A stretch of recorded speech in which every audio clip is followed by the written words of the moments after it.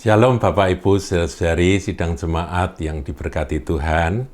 Jumpa lagi dalam Suara Gembala. Kali ini saya akan bacakan ayat-ayat firman Tuhan yang judulnya kurang sedap, yaitu Yesus membawa pemisahan dan bagaimana mengikut Yesus. Yesus membawa pemisahan. Makanya tadi saya katakan ini judul yang kurang enak. Tetapi ini ada di dalam firman Tuhan dan ini adalah kebenaran. Matius 10 ayat 34. Jangan kamu menyangka bahwa aku datang untuk membawa damai di atas bumi.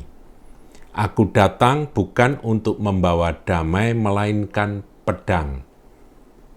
Sebab aku datang untuk memisahkan orang dari ayahnya, anak perempuan dari ibunya, menantu perempuan dari ibu mertuanya. Dan musuh orang ialah orang-orang seisi rumahnya. Barang siapa mengasihi bapa atau ibunya lebih daripadaku, ia tidak layak bagiku. Dan barang siapa mengasihi anaknya laki-laki atau perempuan lebih daripadaku, ia tidak layak bagiku. Sampai di sini, saudaraku, kita membaca firman. Nanti ayat berikutnya, saudara bisa baca sendiri. Saudaraku,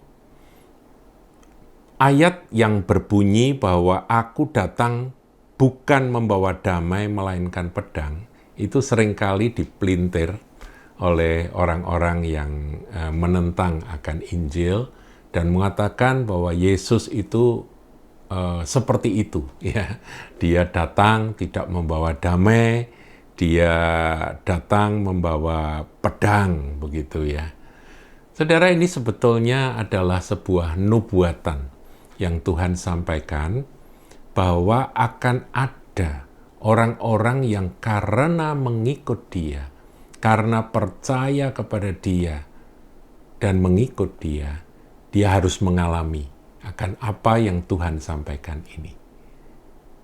Saya harus katakan bahwa tidak semua orang akan mengalami apa yang Tuhan sampaikan ini, tetapi hari-hari ini, kalau saudara melihat tayangan-tayangan YouTube di mana ada orang-orang dari agama lain yang karena mereka menemukan Yesus Kristus sebagai Tuhan dan Juru Selamat, mereka percaya dan kemudian mereka meninggalkan akan iman yang lama dan kemudian mengikut Kristus, dan karena itu mereka benar-benar menggenapi akan apa yang Tuhan Yesus katakan ini, yaitu mereka harus terpisah dari ayah ibunya.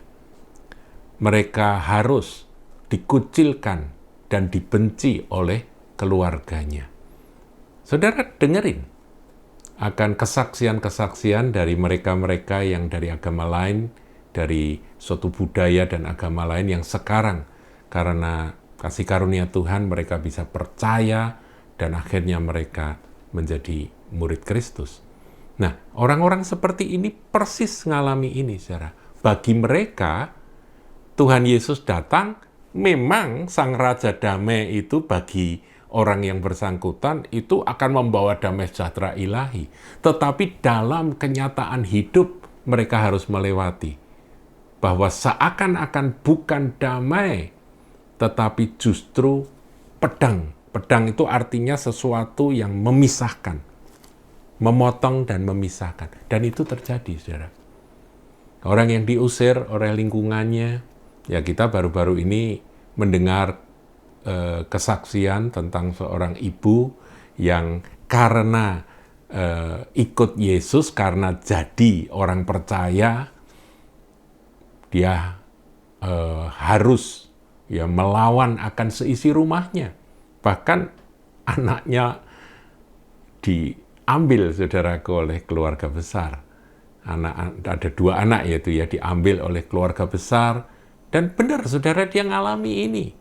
Ibunya mengutuk dia, bapaknya mengusir dia, keluarga besar bahkan mengancam akan membunuh dan sebagainya. Itu terjadi di mana-mana. Jadi ayat ini merupakan nubuatan bagi mereka-mereka yang karena Kristus mereka harus ngalami akan apa yang Tuhan katakan ini. Nah, oleh sebab itu dikatakan di ayat 36, dan musuh orang ialah orang-orang seisi rumahnya. Apakah orang Kristen itu punya musuh? Nah, ini pertanyaan, saudaraku ya. Sebab ayat ini seringkali dipelintir oleh mereka yang menafsirkan Alkitab dengan cara pikir yang lain, saudara. Mereka mengatakan bahwa kekristenan adalah agama kekerasan yang mengajarkan orang memusuhi seisi rumahnya. Mustahil, saudaraku. Karena apa? Karena Tuhan Yesus mengajarkan bahwa kita ini bukan saja mengasihi sesama, tapi kita harus mengasihi musuh. Musuh itu harus dikasihi. Orang yang menganiaya kamu harus kamu doakan, mintakan berkat bagi mereka. Jadi, nggak mungkin kalau dikatakan bahwa orang Kristen itu memusuhi, karena Kristus dia memusuhi keluarganya. Enggak. Seisi rumahnya dimusuhi. Enggak. Dia dijadikan musuh oleh seisi rumah. Itu yang benar. Makanya tadi saya katakan ada orang-orang yang karena Yesus Kristus dia diusir. Karena Yesus dia harus meninggalkan keluarganya. Saya pernah mendengar ada seorang ibu yang pada waktu itu menyampaikan kesaksian, karena dia percaya Yesus, ya karena dia terima panggilan khusus ya, terima panggilan khusus dan dia tidak tahan, dia menerima Yesus, dan suaminya tahu dan dia akhirnya diceraikan, dia diusir, keluar, dipisahkan dari suami dan anak-anak. Saya sangat terkesan dengan kesaksian itu. Harganya sangat mahal bagi ibu ini untuk menerima Yesus sebagai Tuhan dan Juru Selamat. Saudara, seisi rumah menjadikan dia musuh. Itu adalah kebenarannya. Jadi dikatakan musuh orang ialah orang seisi rumah. Dia tidak boleh memusuhi karena ajaran Tuhan di dalam Matius 5 katakan, kasihilah musuhmu. Orang yang memusuhi engkau harus engkau kasih dan doakan orang yang menganiaya kamu. Apalagi itu keluarga sendiri. Jadi kalau ada orang Kristen, kemudian karena dia menjadi Kristen, kemudian dia membenci keluarganya, itu bukan ajaran Tuhan. Yang benar dia tetap mengasihi, tapi dia dimusuhi. Itu adalah hal yang memang Tuhan sudah nyatakan. Oleh sebab itu dikatakan di dalam ayat 38 ini, ayat berikutnya ya, barang siapa tidak memikul salibnya dan mengikut aku, ia tidak layak bagiku. Jadi saudaraku, jadi Kristen itu kita harus siap pikul salib dan mengikut Tuhan. Setiap hari, kalau enggak layak. Ya, dikatakan di sini, barang siapa, ini ayat 37 ya, barang siapa mengasihi bapak, ibu lebih daripadaku, ia tidak layak bagiku. Barang siapa mengasihi anak, laki-laki atau perempuan lebih daripadaku, ia tidak layak bagiku. Saya masih ingat, saudaraku, dan sampai sekarang pun masih, itu Bapak Saifuddin Ibrahim ya.